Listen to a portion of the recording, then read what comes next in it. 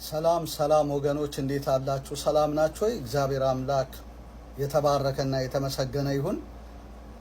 ርዕሰ ሊቃውንት ልበል እንግዲህ መቼም ርዕሰ ሊቃውንት አባ ገብረ ኪዳን በጣም በብዙ ብስጭትና ንዴት ውስጥ ሆነው ከኦርቶዶክስ ተዋህዶ ውጪ ያለ እምነት ከአጋንንት የባሰ እምነት ነው ሲሉ የለቀቁት አንድ ቪዲዮ አለ። ግርም ምን ያለኝ በጣም መቼም እና እስቲ ወደኔ ማብራሪያ ከመሄዴ በፊት ይሄንን ቪዲዮ አጭር ስለሆነ ስሙትና እኔ ተመልሼ መጥቼ እንደ እግዚአብሔር ቃል የሆነውን ምላሽ እሰጣለሁ ማለት ነው። ተከታተሉ፣ ተባረኩ። ከኦርቶዶክስ ተዋህዶ እምነት ውጪ ያለ እምነት ከአጋንንት የባሰ እምነት ነው። አጋንንት አምላካቸውን አውቀዋል፣ ሌላው ግን ክርስቶስን ይሰድባል። ለምን? ኦርቶዶክስ ተዋህዶ የምትለው አምላክ ነው የምትለው፣ ሌላው ግን አንዱ ነቢይ ይለዋል፣ አንዱ አማላጅ ይለዋል። ቤተ ክርስቲያን ግን መድኃኒት ሕይወት ትለዋለች። ጋኔን ከጋኔን የባሰ ከኦርቶዶክስ ተዋህዶ እምነት ውጪ ያለ እምነት ከአጋንንት የባሰ እምነት ነው። አጋንንት አምላካቸውን አውቀዋል፣ ሌላው ግን ክርስቶስን ይሰድባል። ለምን? ኦርቶዶክስ ተዋህዶ የምትለው አምላክ ነው የምትለው፣ ሌላው ግን አንዱ ነቢይ ይለዋል፣ አንዱ አማላጅ ይለዋል።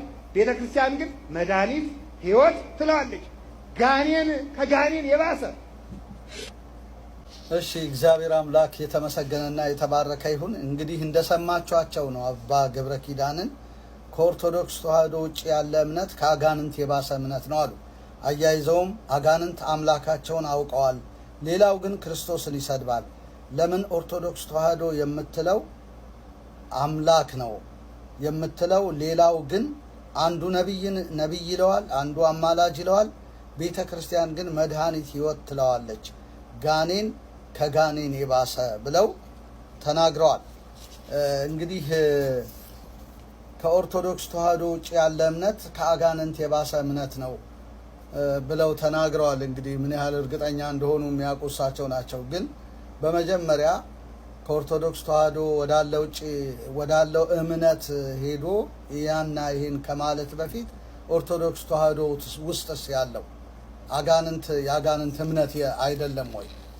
እንደውም የባሰው የአጋንንት እምነት ያለው የት ነው ሲባል ኦርቶዶክስ ውስጥ አይደለም እንዴ?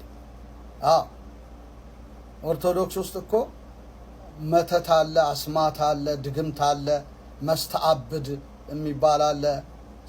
ደግመው ደብተሮች ሰውን ያሳብዳሉ። መስተፋቅር፣ ያላቻ ጋብቻ ያለው በድግምት አሰራር መስተፋቅር ተደግሞ ብዙ እህቶች ያለ እድሜያቸው ከሆነ ሽማግሌ ጋር እንዲጋቡ የሆኑበት ብዙ የመስተፋቅር ስራ አለ። ለግርማ ሞገስ ብለው የሚደግሙት ድግምት አለ። ምን የሌለ ነገር አለ? ድግምቱ፣ አስማቱ፣ መተቱ፣ ደብተራው፣ ጠንቋዩ እዛ አይደል እንዲ ያለው? እና አጋንንት በገፍ የሚመለከው የት ነው? እዛ ቤት አይደለም እንዴ?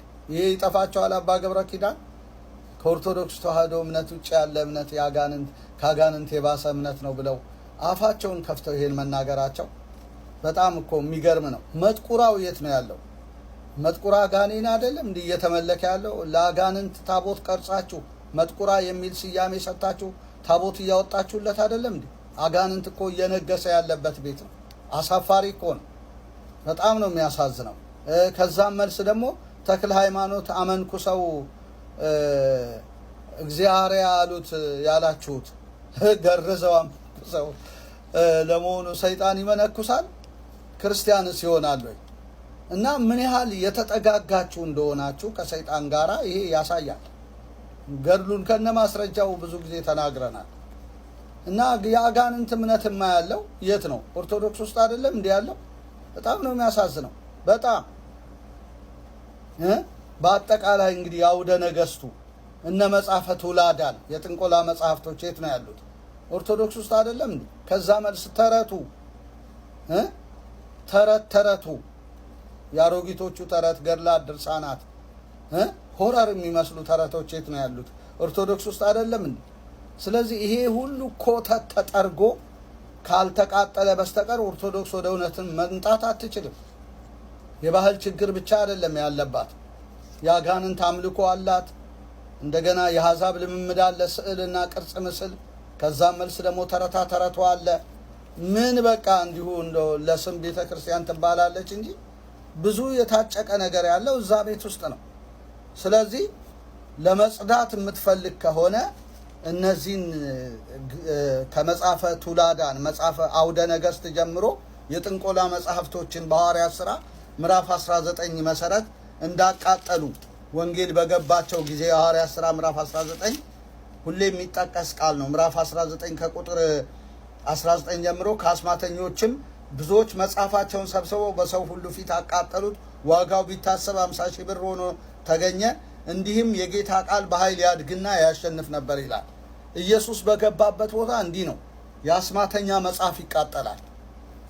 አዋልድ መጽሐፍ ተረቶቹ ቢቃጠሉ ደስታውን አንችልም። የጌታ ቃል በኃይል እንዲያድግና እንዲበዛ ሰዎች በጌታ ቃል ተወርሰው የጌታ ሆነው እንዲቀሩ። በተረፈማ ኦርቶዶክስ ተዋህዶ ውጪ ብለው ይላሉ እንዴ! እና በጣም የሚያሳዝን። በመጀመሪያ ቤቶትን ያጽዱ። ስለዛ በውጪ ስላሉ ከመናገር በፊት ቤቶት ውስጥ ያለውን አሁን የዘረዘርኩሎትን ነገር በሙሉ ያጽዱ እላለሁ። ከዛ ውጪ ያለ እምነት ላሉት ምንም ባላዩት ነገር ሊናገሩ በፍጹም አይችሉም። በፍጹም አይችሉም። እና ኦርቶዶክስ እንድትጸዳ ነው እኛ እኮ እየሰራን ያለ ነው። ለምን ቢባል ኢየሱስ ክርስቶስ ሃይማኖቴ ወንጌል ብላ እኮ ተናግራለች። ኢየሱስ ክርስቶስ የማምንብህ ወንጌል ነው ብላ መመልካ ኢየሱስ ተናግራለች። ወንጌል በቂዋ ነው። ወንጌል በስጋ ከዳዊት ዘር ስለተወለደው እንደ ቅድስና መንፈስ ከሙታን መነሳት የተነሳ በኃይል የእግዚአብሔር ልጅ ሆኖ ስለተገለጠው ስለ ልጁ ነው። እርሱም ኢየሱስ ክርስቶስ ነው ይላል። ወንጌል ኢየሱስ ነው። በቃ ኢየሱስ ቢሰበክ ሰዎች የኢየሱስ ይሆናሉ። የኢየሱስ ክርስቶስ ልትሆኑ የተጠራችሁ እናንተ ናችሁ። ጸጋንና ከእምነት የሚነሳ መታዘዝ እንዲመጣ ጸጋንና ሐዋርያነትን ተቀበልን። በዚህም እናንተ የኢየሱስ ክርስቶስ ልትሆኑ የተጠራችሁ እናንተ ናችሁ ብሎ ጳውሎስ በሮሜ ምዕራፍ 1 ከቁጥር 3 ጀምሮ ማንበብ ትችላላችሁ። ይችላሉ። ሰው የኢየሱስ የሚሆነው የኢየሱስን ወንጌል ሲሰማ ነው። ጃንደረባው ራሱ ከዚህ መጽሐፍ ጀምሮ ስለ ኢየሱስ ወንጌል ሰበከለት ነው የሚለው። የሐዋርያት ሥራ ምዕራፍ 8 ቁጥር 30 ኢየሱስ በቂ ነው። ኢየሱስን ያመነ የዘላለም ሕይወት አለው። የኃጢአትን ይቅርታ ይቀበላል። ከአጋንንት እምነት ይወጣል፣ ነፃ ይወጣል። እና ይሄንን ልሎት እፈልጋለሁ። ብዙ ጊዜ እንነግሮታለን፣ ሊረዱ አልቻሉም። ሌላው የሚገርመው ነገር የአጋንንት እምነት ነው ከኦርቶዶክስ ውጭ ያለው። ለመሆኑ ምን ማስረጃ አሉት? የአጋንንት እምነት ለመሆኑ እርሶ ስለጠሉትና የአጋንንት ነው ስላሉት የአጋንንት ነው? አሁን ፕሮቴስታንቱን ለመንካት ነው እንግዲህ። ክርስቶስን ይሰድባል። ክርስቶስን ነቢይ ነው ይላል፣ አማላጅ ነው ይላል። ነቢይ ነው፣ አማላጅ ነው። ኦርቶዶክስ ግን አምላክ ትላለች አሉ። በአውጣኬ እምነት ውስጥ ስላሉ ነው ኦርቶዶክስ አምላክ ናት ያሉት እንጂ የሰውነቱን ስራ ቢረዱ እርሶም ኢየሱስ አማላጅ ነው፣ ኢየሱስ ነቢይ ነው ይላሉ። በሰውነቱ እኮ ኢየሱስ ነቢይ ነው፣ ንጉሥ ነው፣ እንደገና ደግሞ ካህን ነው። እግዚአብሔር አብ የማለበት ካህን ማለት አስታራቂ ማለት ነው። አንተ ካህኑ ለዓለም በከመ ሲመቱ ለመልከጼዴቅ ብሎ ለዘላለም እንደ መልከጼዴቅ ሹመት ካህን የዘላለም ካህን ብሎ ማለበት ይላል። ስለዚህ በሰማይም ክህነቱ ቀጥሎ ይኸው ሊያማልድ ዘወትር በሕይወት ሲያማልድ በሕይወት ይኖራል። በእርሱ ወደ እግዚአብሔር የሚመጡትን ፈጽሞ ያድናቸዋል። ዕብራውያን 7:25 ይናገራል። በጣም ያነሷቸውን ነጥቦች በሙሉ ማብራራት ይቻላል። ሌላው እርሶ የአጋንንት ምስክር ሆነው መቅረቦ በጣም ነው የሚያሳዝነኝ። ሰው እንዴት የአጋንንት ምስክር ይሆናል? የጌታ ምስክር እንድንሆን ነው የተጠራ ነው። ልስጦት ጥቅሱን የጌታ ምስክር ሆነን እንደተጠራን ዮሐንስ ወንጌል 15:27፣ የሐዋርያት ሥራ 10:40፣ እንደገና 10:40 እስከ 43፣ አንደኛ ዮሐንስ ምዕራፍ 1 ቁጥር 1 እስከ 5፣ ሉቃስ 24:45 እስከ 49ን ሄደው መመልከት ይችላሉ።